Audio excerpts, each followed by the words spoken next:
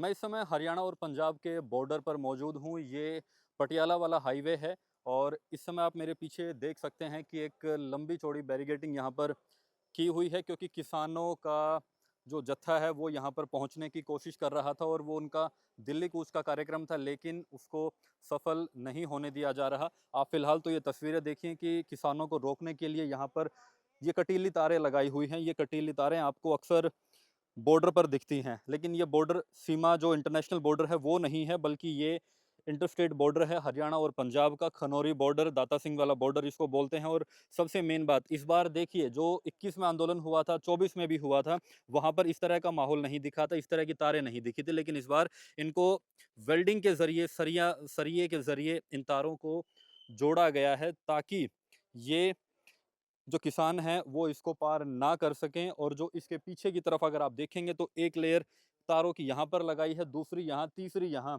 ये 3 लेयर तो तारों की हैं। और उसके बाद में ये जो बड़े वाले पत्थर हैं ये यहाँ पर लगाए हुए हैं, और उसके पीछे जो बड़े बैरिकेड्स हैं वो भी यहाँ पर लगाए हुए हैं। और इस बार जो खास बात देखने को मिल रही है वो ये कि इन बैरिकेड्स को वेल्डिंग के जरिए, सरिये के जरिए, मोटा सरिया अगर आप इसमें देखेंगे तो यहाँ पर वो मोटा सरिया बीच में लगाया हुआ है और उसी के जरिए इनको जोड़ा गया है, ताकि जो किसान हैं वो दिल्ली की तरफ कूच ना कर सकें।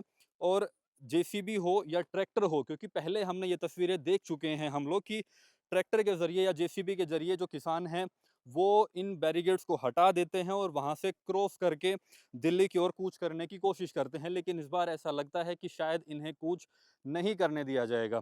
एक और बात है, इस बार जो किसान हैं वो पैदल मार्च करने की कोशिश कर रहे हैं, लेकिन उन्हें अभी तक इजाज़त नहीं मिली है। पंजाब की तरफ से कोई दिक्कत नहीं है, पंजाब से ये लोग यहाँ तक पहुँच चुके हैं। और इस कैमरे के पीछे वाली जो डायरेक्शन है वहाँ खनौरी बॉर्डर है, यानी कि खनौरी जो पड़ती है जगह वो है। और ये देखिए कि यहाँ पर एक बोर्ड भी लगाया गया, चेतावनी यहाँ पर लिखी हुई है।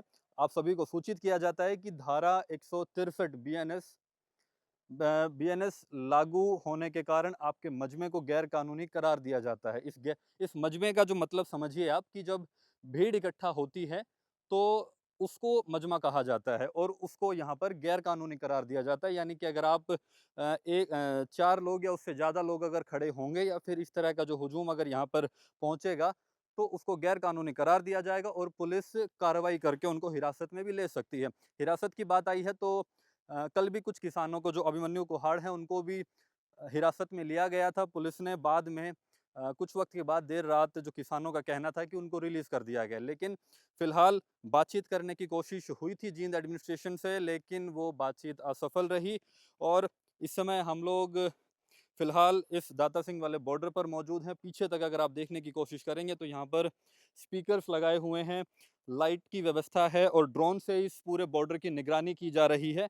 और ये देखिए कि जो वाटर कैनन है, वरुण वाहन इसको बोलते हैं, वो भी यहाँ पर लगाया गया है। और आंसू गैस के लिए भी पीछे की तरफ गाड़ियाँ खड़ी हैं। और जो हरियाणा पुलिस के जवान हैं वो भी यहाँ पर सैकड़ों की संख्या में तैनात हैं। और जो ट्रक की जो बॉडी होती है, जो उसकी पीछे वाला जो पोर्शन होता है, उसको बॉडी या बोगी जो भी अगर आप समझें, आप आपके समझने पर निर्भर करता है, वो भी यहाँ पर एक लगातार इसी तरह से इसी डायरेक्शन में यहाँ पर लगाए हुए हैं, ताकि जो किसान हैं वो दूसरी तरफ कूच ना कर सकें।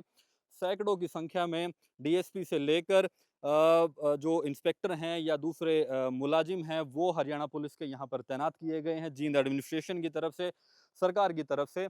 और लंबी चौड़ी बैरिकेडिंग यहाँ पर की हुई है। ये जो रास्ता है ये नेशनल हाईवे है, ये हरियाणा और पंजाब को जोड़ता है। यहाँ से आप संगरूर जा सकते हैं और इसके जस्ट पीछे पंजाब शुरू हो जाता है और यहीं पर जो हरियाणा की सीमा है वो समाप्त होती है। और सीधे यहाँ से आप नरवाना जाएंगे, उसके बाद जींद और फिर रोहतक और दिल्ली। यहीं पर वो सामने अगर आप एक बड़ा सा बोर्ड देखने की कोशिश करेंगे तो उस पर लिखा हुआ है रोहतक यहाँ से 122 किलोमीटर दूर है। और रोहतक से लगभग महज 55-60 किलोमीटर दूर दिल्ली पड़ती है राजधानी, जहाँ जंतर मंतर पर इन किसानों को पहुंचना था। मसला सिर्फ ये है कि इंडिया और अमेरिका की एक ट्रेड डील होनी है, जिस पर अभी तक हस्ताक्षर नहीं हुए हैं, मगर उस पर पहले बातचीत हुई थी। लेकिन किसान चाहते हैं कि वो जो ट्रेड डील है वो ना हो, क्योंकि जो उस ट्रेड डील में जितनी भी शर्तें रखी गई हैं, जिस भी फसल को इंपोर्ट करना है या फिर हम जो एक्सपोर्ट करने की जो डिमांड रख रहे हैं उसको अगर फ्री कर दिया जाता है तो हमारे किसानों को नुकसान हो सकता है, ऐसा किसानों का कहना है। उनका आरोप है कि सरकार यहाँ किसान को दबाना चाह रही है, उनके डिमांड्स नहीं मान रही और वो चाहते हैं कि ये एग्रीमेंट ना हो।